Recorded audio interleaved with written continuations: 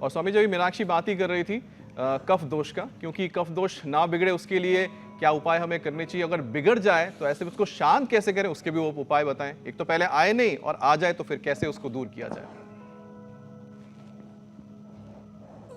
हाँ, दो, प्रिवेंशन भी, कंट्रोल भी, क्योर भी। उसको जड़ से खत्म करना है। अब जड़ से कैसे खत्म करना है? तो जड़ से खत्म करने के लिए कफ दोष के लिए एक तो देखो, वात बढ़ता है नाभि के नीचे वाले स्थान से, मूलाधार स्वादिष्ठान मणिपुर चक्र के गड़बड़ में से। पित्त बढ़ता है यहाँ से, कफ बढ़ता है यहाँ से। तो कफ ना बढ़े इसके लिए एक तो भस्त्रिका करें।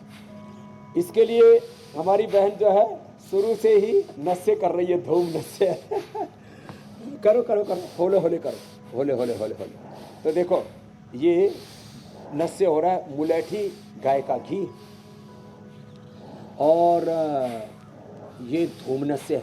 फिर ये हम ये दे रहे थे, इसको कहते हैं स्टीम लेना। फिर वो जो अणु तेल नाक में डालते ज्योतिषमती, ये भी कफ को दूर करता है। दही, छाछ, नींबू, चाट, टमाटर, खट्टी चीजें, आइसक्रीम, कोल्ड ड्रिंक, ये सब कफ को बढ़ाते हैं। जो बार बार ठंडा गरम खाते हैं और बार बार खाते, इससे भी कफ बढ़ता है। बार बार खाने से कफ बढ़ता है। हम केवल अनार, पपीता, गुड़, थोड़ा सा गुड़, एक छोटा सा 10-20 ग्राम, और चना, बस इतना ही खिलाते हैं। खजूर, शुगर हो तो 1-2, शुगर ना हो तो 5-10 तक भी खा ले, कोई दिक्कत नहीं। तो हम पपीता, अमरूद उबाल करके, ये चना, थोड़ा खजूर, थोड़ा सा गुड़, बस दूध में हल्दी, इलायची, च्यवनप्राश, खाली पेट स्वासारी गोल्ड और ब्रोन को खाने के बाद 2-2 गोली, और बहुत ज़्यादा बढ़ जाता तो 4-4 गोली देते हैं। कफ, कोल्ड, सर्दी जुकाम, ब्रोंकाइटिस, एल्जिक राइडाइटिस, साइनोसाइटिस, जिनके फेफड़े एकदम लोथड़े से हो जाते हैं, माने 80-90% तक फेफड़े जिनके खराब हो गए थे किसी भी बीमारी के कारण से, कोरोना से, कोई बैक्टीरिया, वायरस, फंगस से, उसको ठीक है। इसमें भस्त्रिका बड़ी भूमिका निभाता है। प्राणायाम का सीधा असर फेफड़े पर होता है। तो भस्त्रिका, कपालभाति और अनुलोम विलोम ज़्यादा करना चाहिए। गले पर ज़्यादा ही बुरा असर आ जाता है, स्नोरिंग, स्लीप एपनिया, गला पूरा बैठ जाता है। फिर थायराइड की भी बीमारी हो जाती है, साथ ही सोते सोते श्वास रुक जाता है, और मशीन लगा के सोना पड़ता है। उनको उज्जाई भी करना चाहिए। फिर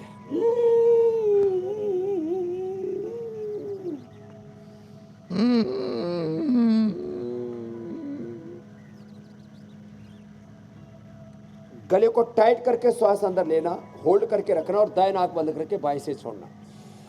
घी नहीं खाना, चिकनाई नहीं खाना।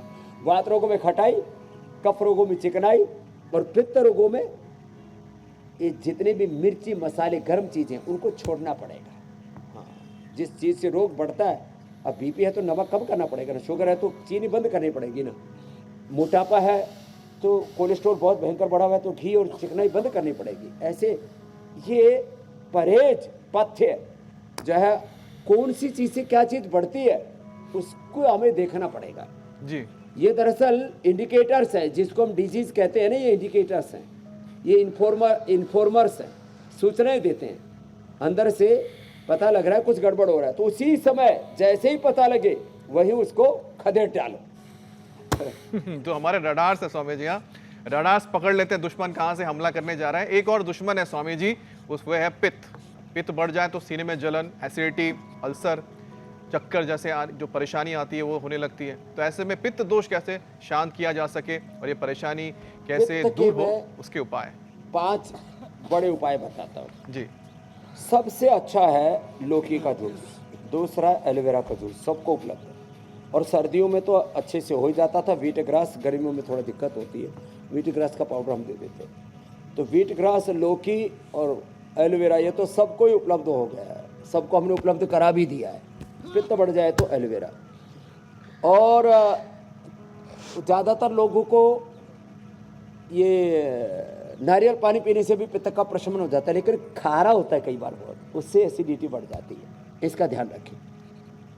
खाली पेट थोड़ा सा अनार खाना शुरू करें, 2-3 चम्मच से, पूरी कटोरी भर के नहीं, और थोड़ा सा थोड़ा सा सेव खाएं, इससे भी पित्त का प्रशमन हो जाता है। थोड़ा मुनक्का, खजूर, अंजीर भिगो करके खाएं, भिगो करके खाने से पित्त का प्रशमन होता है। हाँ, सलाद, ये भी पित्त का प्रशमन करती है, अंकुरित पित्त का प्रशमन करते हैं। अविपत्तिकर चूर्ण 100 ग्राम, 10 ग्राम मुक्ता शुक्ति पित्त का प्रशमन, मिला करके एक एक चम्मच खा ले। मुक्ता शुक्ति, कामदुधा, मोती पिष्टी, तीनों अकेले भी और तीनों साथ में मिला दो। किसी को बहुत ज्यादा पित्त बढ़ा हुआ, अति पित्त है एकदम एक्सट्रीम लेवल का, तो केवल मुक्ता पिष्टी ऐसे एक चुटकी भर शहद में, मलाई में या पानी में घोल के पी लो, पित्त का प्रशमन हो जाता है। शीशम, बेल, पीपल के पत्ते पी लो, एकदम पित्त का प्रशमन हो जाता है। नीम खाने से, अब नीम अकेला खाओ तो किसी किसी को उल्टी जैसी हो जाती है, तो नीम की गोली खा लो। नीम के पत्ते का भी ऐसी गोली सी बना के थोड़े से गुड़ में या मुनक्का, खजूर, अंजीर थोड़ा उसमें डाल दो, उसकी गोली खा लो। कटु रस पित्त का प्रशमन करता है। स्वामी जी, जो ये ऋतु पित्त परिवर्तन रहेगा होता ही है नहीं, ना, ये पिंडली दबा लो और नई पित्त नई और वात कोपले सब आती खत्म है। हो जाते हैं। वो नई नई हाँ। कोपलों को ऐसे ही तोड़ के हाँ, धो के पहले खिलाते थे, जी जी, ये इसी के लिए खिलाते थे। और तब मैं ये सोचती थी कि नीम हमसे वाला न बना, जाने हाँ। कौन से जन्म की दुश्मनी निकाली जा रही है। लेकिन जो नई कोपले हैं वो बहुत अच्छी होती है, मतलब खाया जाता है, लेकिन जो पुराने पत्ते वो तो बहुत कड़वा होता है।